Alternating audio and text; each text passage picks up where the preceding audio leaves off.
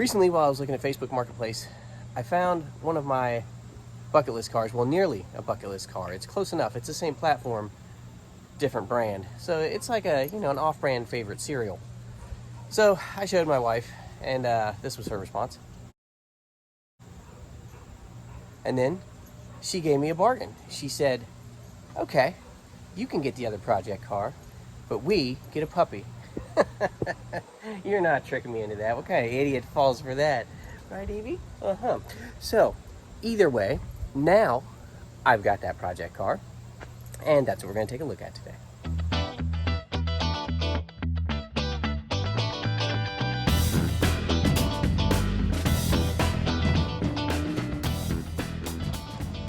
So the bucket list car that's just out of my price range would be the 68 to 72 Chevy Nova platform. Always liked that car, just a great design. So always wanted one. They're pricey. I did find off-brand though. So what I found was the best version of the off-brand. I found a Pontiac Ventura. That's right, two-door hatchback. I don't think so. That's the regular coupe. So that's about the best possible platform that I could find close to my bucket list car. It even has the 350. You're saying, hey, that's the Pontiac 350, not the Chevy 350. You're right, but that's still a 350. Better than the inline six. Now, not as good as the 400 or 455, but beggars can't be choosers. Did I mention it's a two-door and it's not the hatchback? Work with me here. Let's take a walk around. So, it is the original color, but it has been repainted a couple times because there's a not insignificant amount of Bondo that's been done to the car over the years. It is a Midwest car. It's going to have that. Front and rear of each wheel well on the back of the car has some Bondo that's still hanging in there, but not great. I do like the factory molding that's on it. I really do. Always like that. Don't know why.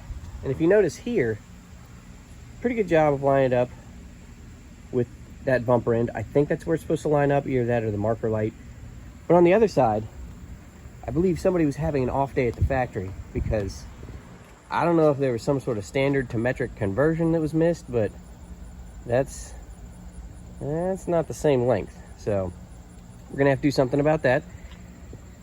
The wheels on this are still 14-inch wheels. I wish they were 15s, but they're 14s. They're not the prettiest wheel, but being as how this is a budget build, the wheels are probably gonna have to stay for now, and I'll just replace the tires. It's currently got 50 series tires on it. I'm probably gonna go 60 series because it'll just fill the wheel well out a little bit more. Not a big expense, but it's gotta be done because these tires are just dry rotted. I'm surprised that some of them are even holding air. This is a good one. You don't wanna see the others. It does have the passenger side mirror. I can't remember if that was an upgrade to get both outer mirrors or not. The doors, massive, and the hinges are not sagging. Look at that, no sag, closes perfectly. Awesome. Okay, go back this way. And I think maybe we'll look in the trunk next. Oh yeah, just like the Nova. You've got the rear filler. You can't pull up on the wrong side of a gas station. It just can't happen. Awesome. Before we open the trunk, can anybody tell me what emblem's supposed to go here? We have Pontiac over there. Is this supposed to be another Ventura emblem? I don't know, but those look like factory holes or maybe a dealer tag. Somebody let me know, and don't look over here at this little piece of Bondo. Just let me know about this. What's supposed to be there? Let's check the trunk now. Maybe. Come on. Let's check the trunk. There we go. Okay, the trunk. Not too many warning signs. Transmission leak? Yes. Expected. Fuel pump issue? Probably. Maybe the tank. Who knows? That is, if not the factory spare, it is really, really, really old. I haven't looked at the tag that's on it, tried to find the date, but I mean, when was the last time you saw a Monarch tire that was a white wall? I'm guessing that might be factory spare. Inside the trunk, really good shape. No holes. It's solid. All good. Closes nicely.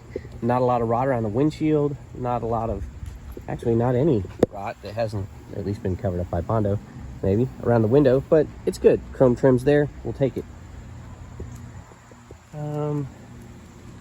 Dogtail. Like I said, these are just too small for the wheel well. I mean, 60 series tires would give us another 2 inches in diameter, or basically an inch on top, inch on bottom, and fill it out just a little bit better. I think that's what it needs to be. So that's what we're gonna end up getting. And let's go inside. Okay, inside, pretty cool that it has white door panels and white seat, or maybe cream. I don't know, haven't looked up to see what the actual color choice was according to GM for this, or Pontiac. Back seat's in really good shape, except for the top. It's just blown out from being dry rotted in the sun. But the seat itself, no rips, so that's pretty good. Front seat, typical, right here where you would maybe grab it to push it forward and back to let people in and out of the back. And your typical dry rot just from the sun. But it's a really neat pattern. If I can find that pattern, I will just replace it. If not, I'm gonna end up being stuck with Chevy Nova stuff, because you can't find Pontiac Ventura interior stuff at all. It's the same car, but you can't find it for Pontiac. Windows work. Window seals are okay, not great. Wiper washer, not delayed, but does work. Headlights work. One of my favorite parts is the speedometer that goes from 0 to 120, or is it 0 to 120 centimeters, because it sweeps halfway across the car to get to the top end, which, by the way, it'll probably never reach. So after that, not an AC car. It has air, cold, hot, defroster floor. That's it. It does have the handy 1970s and 80s floor vents on each side. They both work, which is fantastic. That's practically air conditioning.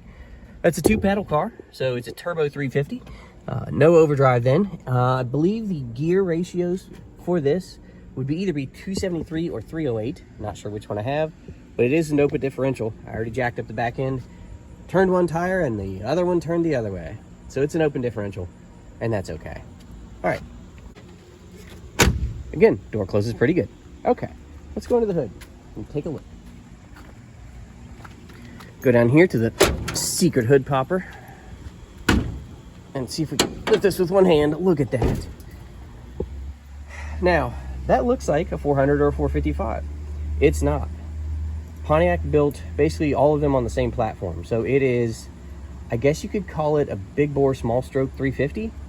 But what it means is nothing swaps with a small block Chevy. It's completely different. You could swap 455 parts. It's a Rochester 2-jet, cast iron intake. Fan shroud's in good shape. Water pump, everything looks, it's very old, if not original. I don't see like a lot of signs of extra RTV anywhere where stuff's been apart. So this is probably a fairly original car. I don't really know what else. Well, that Excel wire's not original, that's for sure.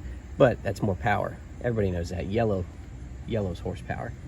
Other than that, it's got a good Optima battery, and I think we should try to fire it up and see how it sounds. What do you think? All right, let's go fire it up. Okay, let's see if it's a 1 pump, 2 pump, 3 pump. Let's see. We'll start with 3. It looks like a big engine. Hey, 3 was the magic number.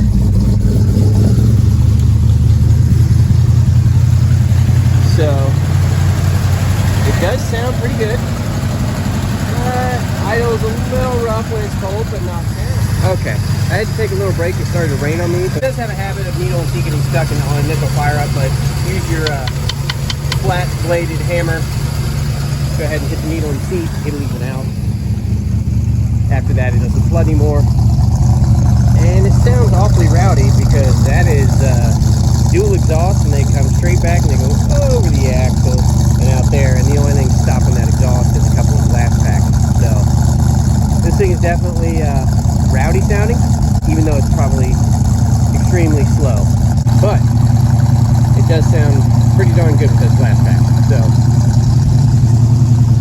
moving on, I don't know, we'll let this run for a minute, then it's raining on me again, so we'll come back after it stops raining on me, and we'll go over a couple things that this car needs. Other than that, things that are going to need replaced. It's got a parking lamp assembly it's missing.